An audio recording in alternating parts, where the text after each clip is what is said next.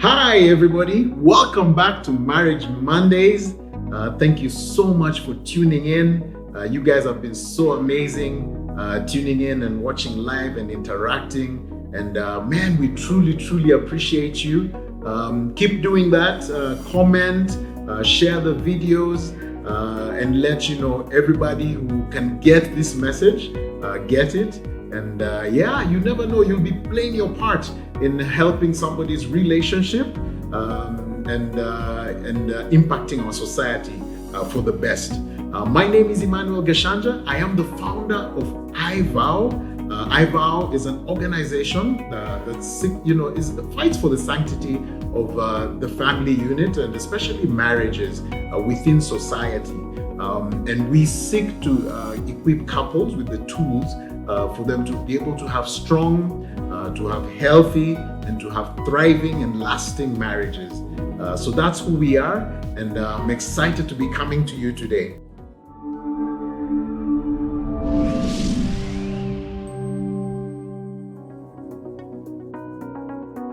So last week we began Marriage Mondays, and last week I was able to talk about conflict resolution, especially in this COVID-19 pandemic season. For a lot of us, this has caught us off guard, and with it catching us off guard, there's some people who've been thriving, but at the same time, there's some people who've been struggling. So last week we talked about conflict resolution.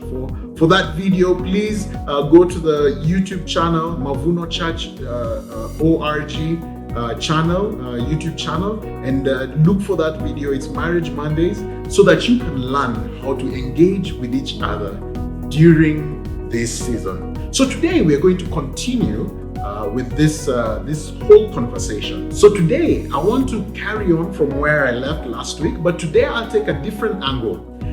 The angle is I'm going to talk about one of the roots that causes the issues or the conflict that we face, as couples, in our relationships.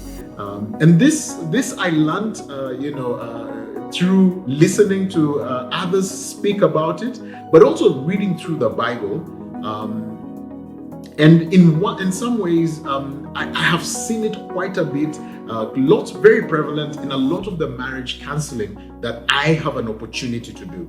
And what I get to see a lot in marriage counseling sessions is, the man will come, the woman will come, and everybody is ready to defend their position. Everybody is ready to justify, what they did. And it's crazy, and all walls are up, all defenses are up, and it's you bring it. I've got something for you too. So I heard this sermon once, and this sermon changed the way that I think and see this thing that I get to see in the marriage counseling sessions. And I want you to listen with me and just learn with me. And today we're going to be reading from James chapter 4, and I'm going to be reading from verse 1 to 3. And this is what it says. James says, what causes fights and quarrels among you? Don't they come from your desires that battle within you? You desire, but you do not have. So you kill, you covet, but you cannot get what you want. So you quarrel and fight. You do not have because you do not ask God.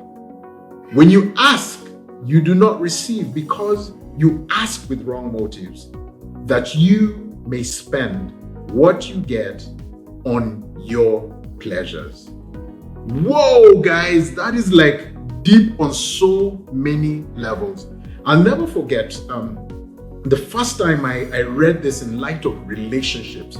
Man, it was almost like having a eureka moment because, guys, this explained so many things for me. It explained even the conflict that I have in my own marriage. I realized that because I have this desire to fulfill my carnal, my personal needs, my personal wants, my personal expectations. So I'm putting all this on my wife, and when she does not meet that need, I get frustrated, I am unhappy, And I feel like, she's not good enough. So this causes the fights and the quarrels, and my attitude begins to change even towards her. Even when she wants to do something, I'm just like, after all, you don't even do this for me. And this is actually a huge cause. You see, as human beings, after the fall in the garden, after Eve took the fruit, and they were kicked out of the garden, we had a fallen nature, and this is what we adopted.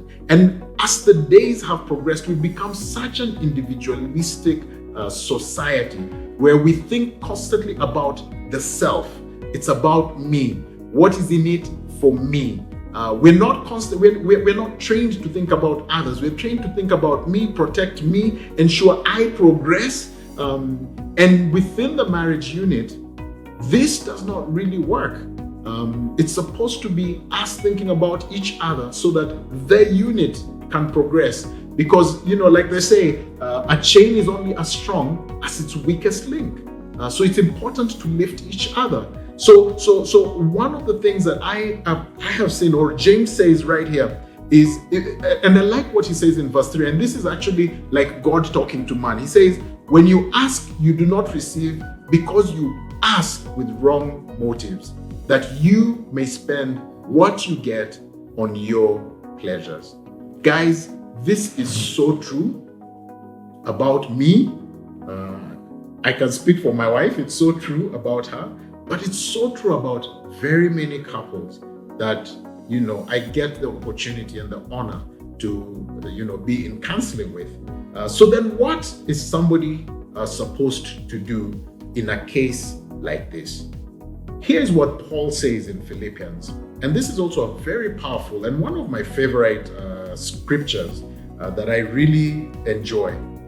And the moment I learned this, first of all, it went against the grain of who I am and my human nature. It went against that grain totally. And even when I tell people, they're just like, man, that sounds good, but it's kind of the hardest thing to do.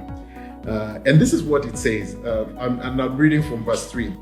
And this is what it says. Do nothing out of selfish ambition or vain conceit, but rather in humility value others above yourselves, not looking to your own interests, but each of you to the interests of others. In your relationships with one another, have the same mindset as Christ Jesus, who being in the very nature God, did not consider equality with God something to be used to his own advantage. Rather, he made himself nothing by taking the very nature of a servant, being made in human likeness, and being found in appearance as a man. He humbled himself by becoming obedient to death, even death on a cross. Paul here is telling us and challenging us to stop being selfish. Don't do things, out of vain conceit. It's not just about me. It's not just about you. And that he's charging and challenging us to look to the interests of others. He says in our relationship, esteem or value the interest of your partner above your own. That's difficult, guys. That is very difficult. It goes against our very nature. But guys, this is what Christ did for you and for me. You see, where he was in perfection. He was in heaven where the streets are of gold. He was in heaven where, he was omnipresent. He was everywhere.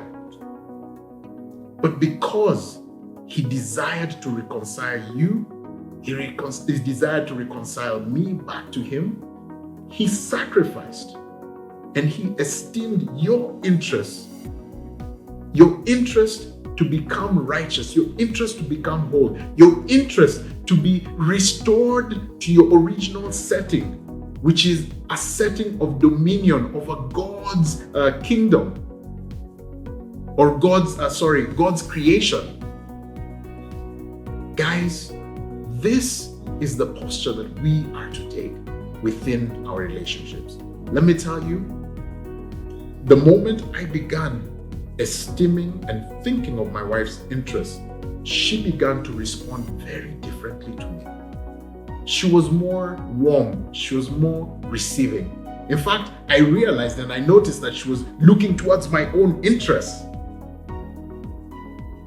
Yo, this thing works. And today I just want to challenge each one of you out there that we can, through God's help, begin to change our lives and stop looking inwardly, stop looking selfishly, and consider our spouse above ourselves. In so doing, guys, I can guarantee you that you will have such richer relationships. It is my hope that each one of you will be doers of this word. You will take this word. This is good counsel. This is wise counsel. This is counsel that transforms. And in doing so, it is my hope that we'll hear and receive great testimonies of the things that God is doing in your lives. Guys, thank you so much for tuning in.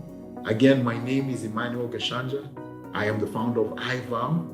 And I want to invite you to come to tune in every Monday at the same time for Marriage Minders. Have an amazing week and see you next time.